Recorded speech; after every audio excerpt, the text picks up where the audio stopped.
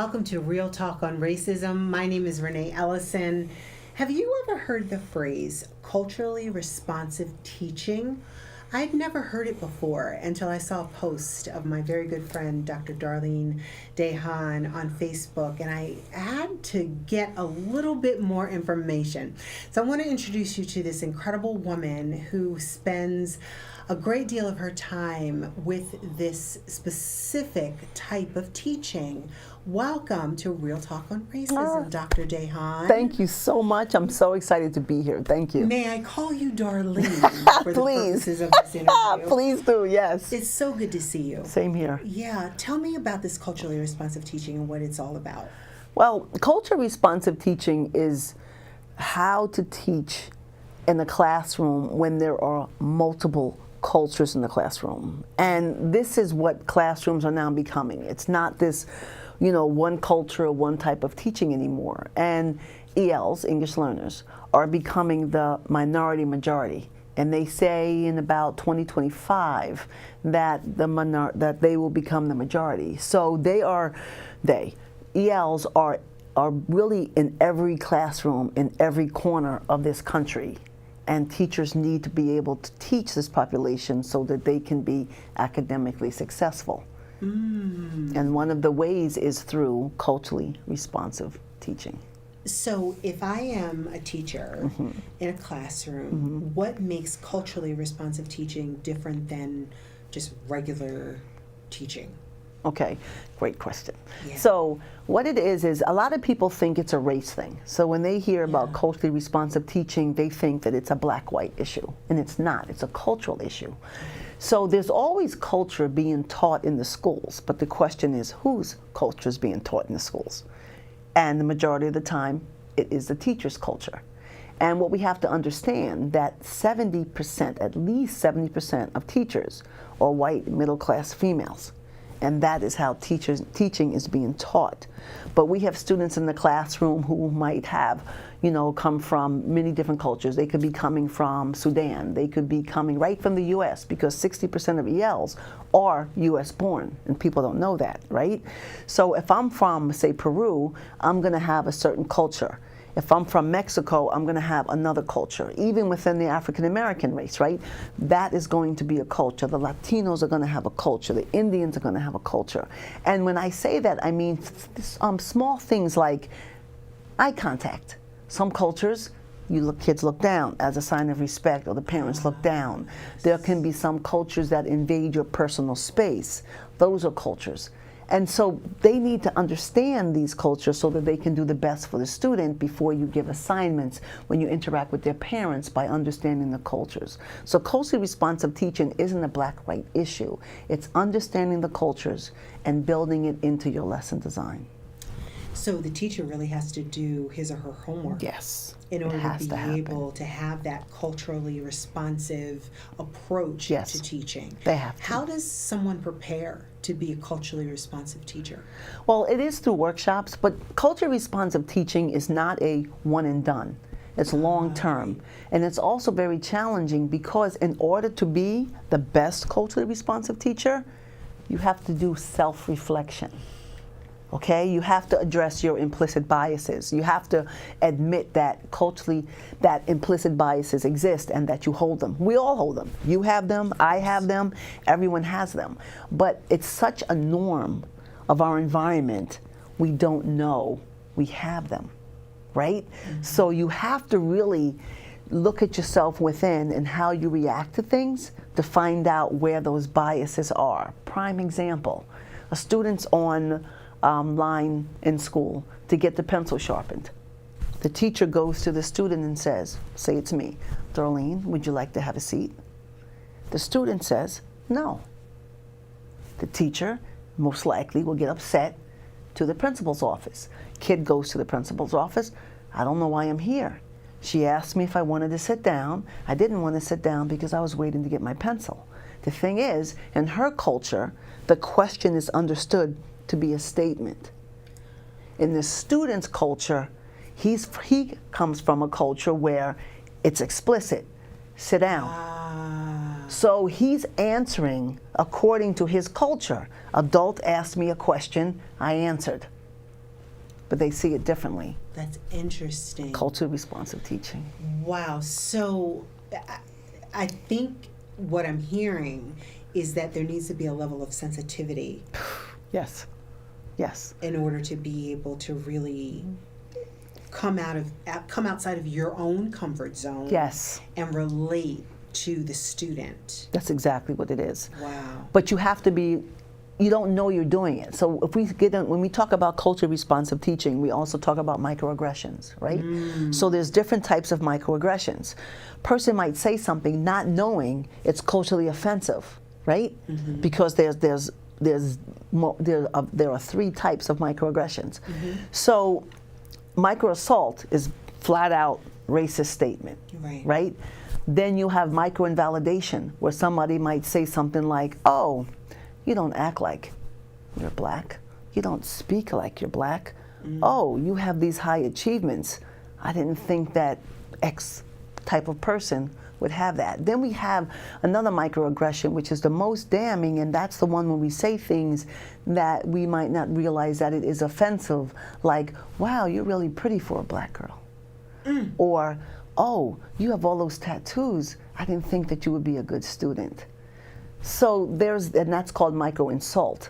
So those are things that somebody might be saying it as a compliment, but it's not. And being culturally responsive, you learn to identify them, and so you catch them before you say them. Yeah. Yes. So as you've been doing this work, Yes. You said that it starts with self-reflection. Yes. What are some of the things that you learned about yourself? Oh, gosh. I catch myself a lot. Yeah. In a lot of things that we might say or think, because you get it from your environment, right? So, for instance, when I grew up and my mother had certain rules, those are the rules that I think are what's there. So, for instance, and I'm going to put myself out there, right? So, my mother, we grew up without a lot, okay? And my mother struggled, worked very, very hard, 3 girls, but we all made it, all professional. So my mother would have this thing about, I'm never going to go on food stamps. We're not going to go on food stamps. If we're hungry, we're going to be hungry together. We're not going on food stamps. So you grow up with that thing like food stamps aren't good, right? So it becomes like it's an implicit bias. So I remember one time I was online at the supermarket putting the stuff up on the conveyor belt, and everything, and a woman in front of me paid with food stamps. Immediately got my attention. So I had my perception from growing up what this person, what it would signify based on things my mother told me. Now, mind you, I want to tell you, we did end up going on food stamps. So I just want to put that out there. We did go on food stamps.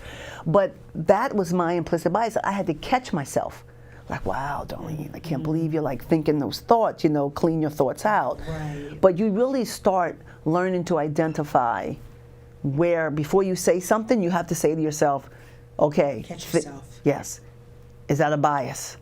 And that's what has to happen, and that's the training that has to occur, that before you open your mouth, you have to think, okay, what I'm about to say, is that going to be misconstrued? Is that a bias that I have? Is it going to be offensive? And it does take practice. And what's interesting is that you're a woman of color. Yes. And you're going through this. Yes. Right? Yes. So so the work that's involved in becoming a culturally responsive teacher, educator, it's deep-seated. Yes. Yes. It's no joke. No, it's fair, and it's so needed, because it makes a difference between kids being academically successful and not. So if that classroom environment is not a safe place, meaning that the kids know that they're welcome there. So teachers need to look at their classrooms. Are your word walls in only one language, knowing that you have 3 or 4 languages spoken in your class? Are the pictures on the wall linguistically and culturally diverse, so the kids feel welcome? Explain to us what that means. I think I know, but explain to us what that means. Okay, so linguistically diverse means it's more than just English spoken. Right. Right? So there's a lot of different languages spoken. How is the teacher dealing with that? Culturally diverse means it's more than just one type of culture within that classroom. So when you have these linguistically diverse classrooms, I should be able to walk into your classroom and see the world.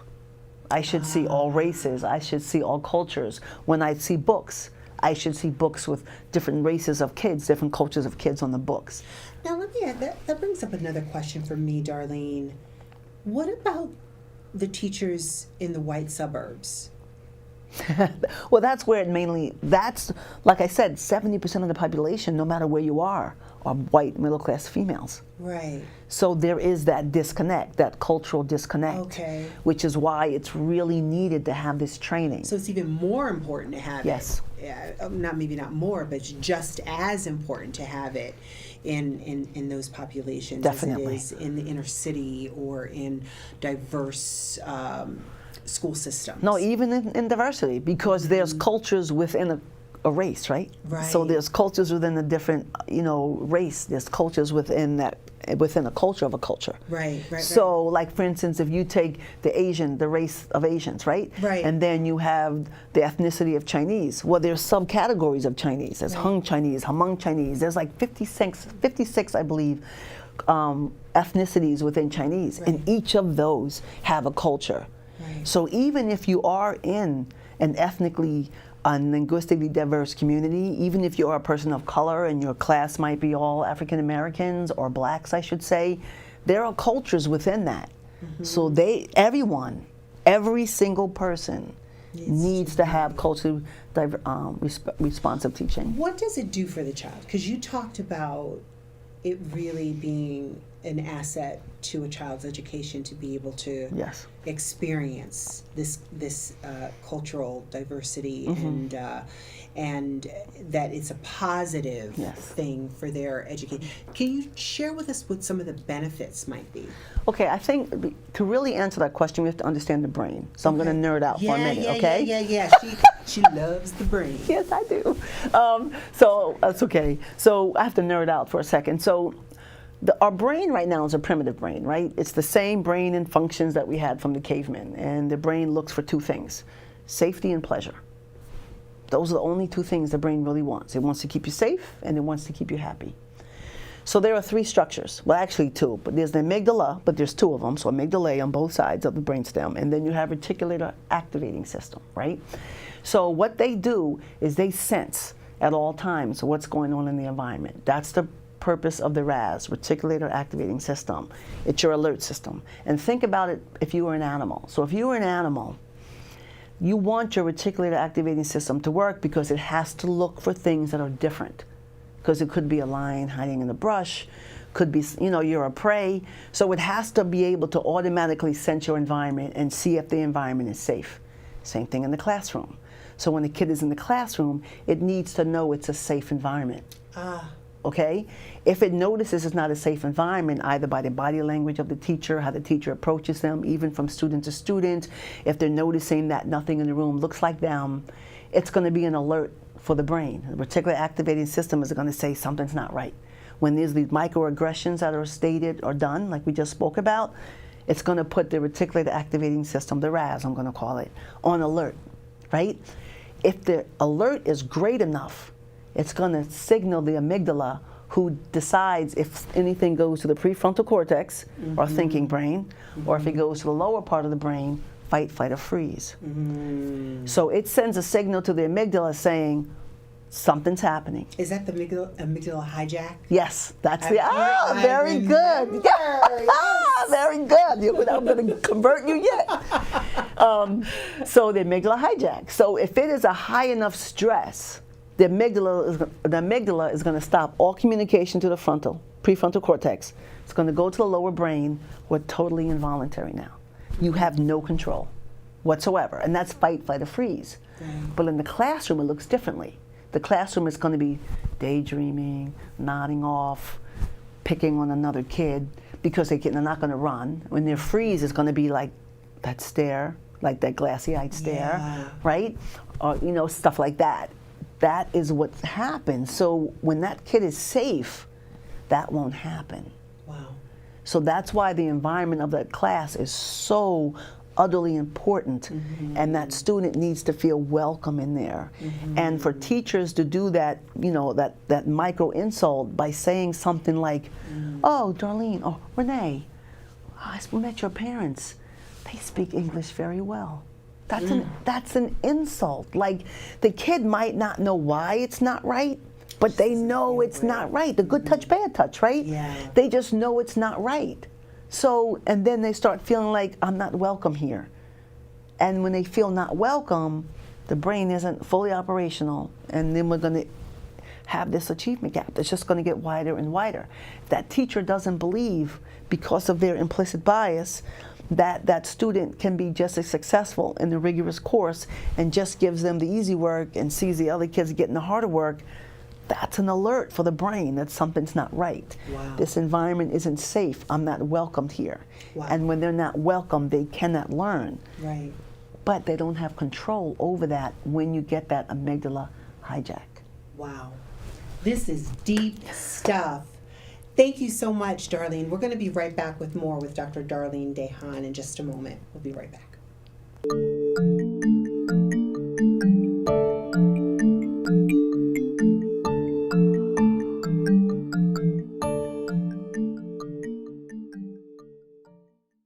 We are back here at Real Talk on Racism with Dr. Darlyne de Haan, and we are talking about the brain. Yes, we are. Fight, flight, or freeze, and all these awesome concepts that we have to learn that will help us not just learn about the brain, but learn about how the brain reacts in times of stress. Yes. And how this culturally responsive teaching can really help a student to be less stressed and less and more motivated. Yes. As a result, right? Yes. So you were talking about the amygdala hijack. Yes. Can you say a little bit more about why it's important for students maybe to be aware that this is something that goes on in the brain when they're learning? Oh, definitely, definitely. When a kid understands the functions of the brain, they can start to control their emotions, and they can catch themselves. They'll know where their triggers are, right? So they'll be able to catch themselves before they get to that place.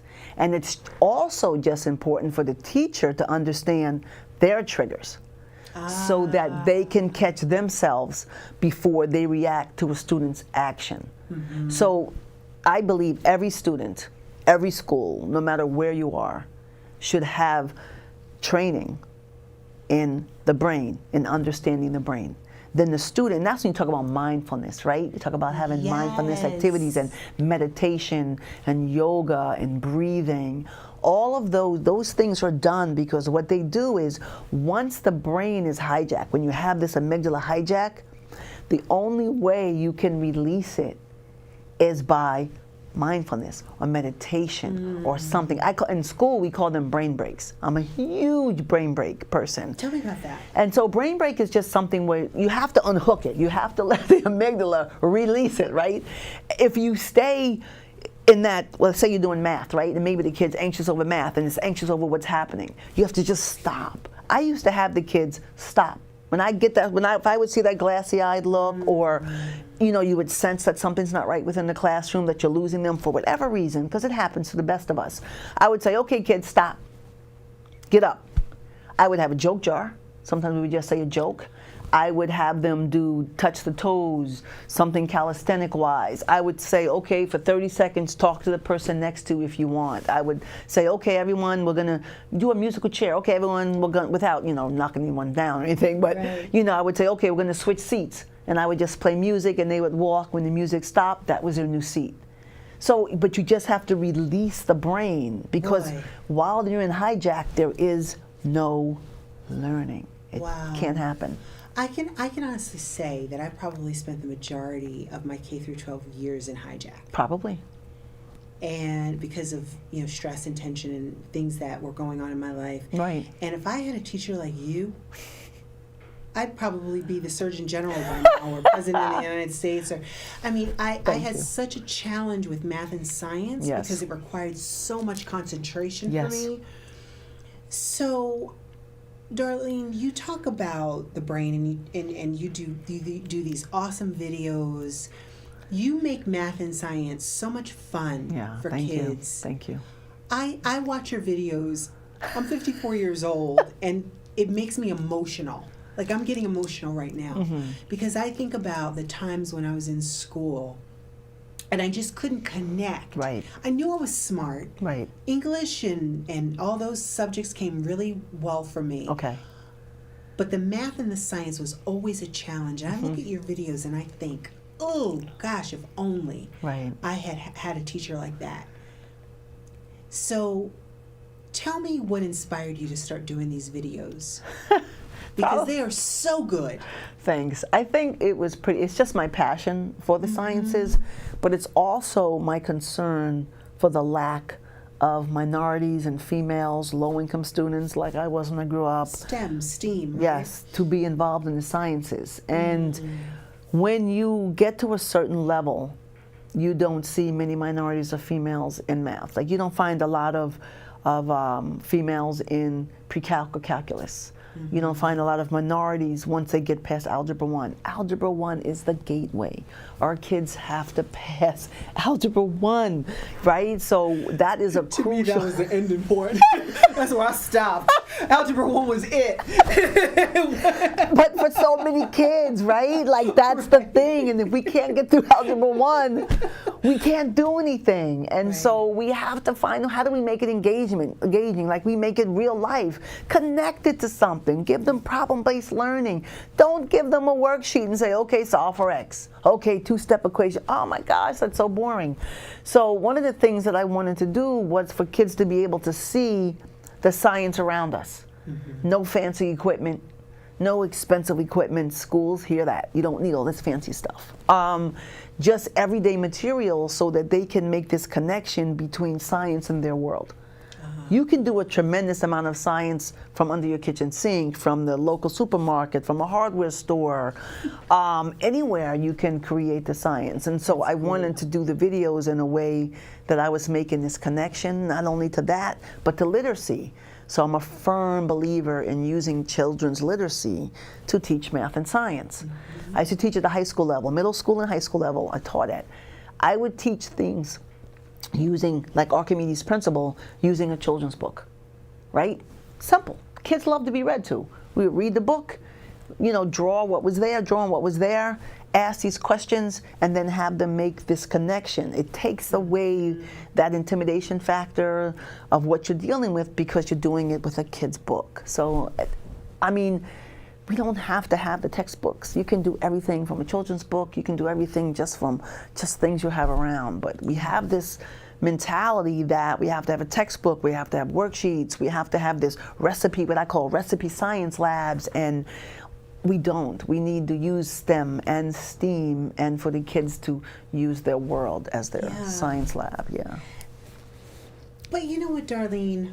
I'm going to say something that I think is really true about you. You're unique in that you care so much about those kids. To a fault. Yes. Yeah.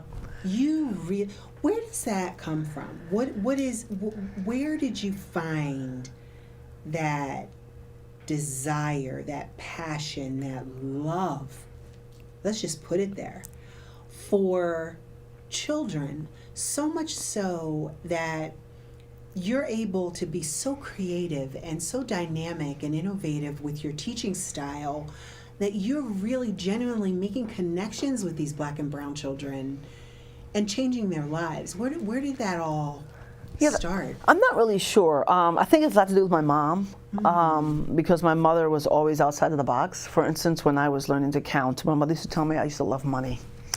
So when I was like 3rd or 4th grade and you're learning multiplication tables, whatever, she would use everything with money. She goes, okay, you like money? We're going to do everything with money. I learned my tables with money. I learned to add and subtract through money. That's culturally responsive teaching, right? You use what that kid likes. Yeah. You know your learner. You use that resource. Nice. You know, but I think the biggest thing came from when I moved from, I used to be in one part of Bergen County, I moved to another part of Bergen County where I was the only Black kid, K to 12. And I went through a lot of issues then. And so when I got to college, I noticed there weren't many minorities. I'm a chem major, chemistry, biochem, math. I was triple major, right? So there weren't that many minorities. And I was like, why aren't there that many minorities in the sciences? And that started the process. I started a nonprofit organization when I said, you know what? When I get out of college, I'm going to start a nonprofit organization and I'm going to make a difference in the life of the kids in science. And so I did, Mad About Science Incorporated. That's my nonprofit. So that just started the process. I'm like, how can I get more kids like me low income, black, female, to want to love the sciences. And then I used what worked for me and what my mom used to work for me, from telling stories, like I said, to using money or whatever to engage me. So I just took that to the next level, and that's what I do. I let the kids see science through the eyes and through the lens of, you don't have to have that expensive equipment. You don't have to have any of that. You just need to have that passion. And one thing, the heart. And the heart. And another thing too is, I had to work really hard for it. It didn't come like super easy, right? Math was easy. The science was a different story, right? So because I had to work so hard, I found ways to make it stick. And so I'm like, oh, this really worked.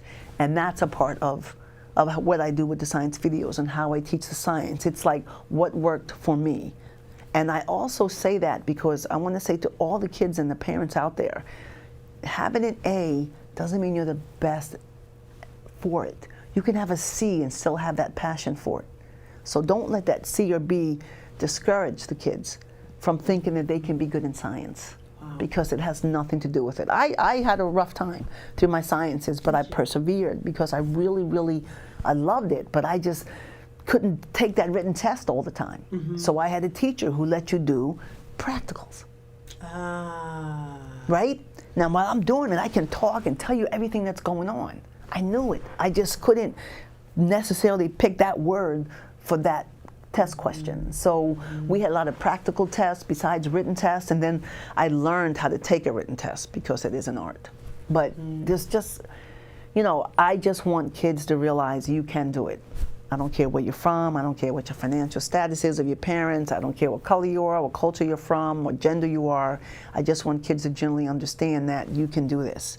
And it might be a struggle, but you can still be successful at it. This is wonderful. This has been such a great conversation, Darlyne. Thank you so much. Thank you for having me. Dr. Darlyne de Haan. And I am so, like I said, just so proud of everything that you've accomplished. If someone wants to kind of check out your videos, how would they go about doing that? Oh, very easy. So there's two websites. So there's my brain-based website, which is everything about the brain and ELs and instructional strategies, and that's brainbasedscience.com.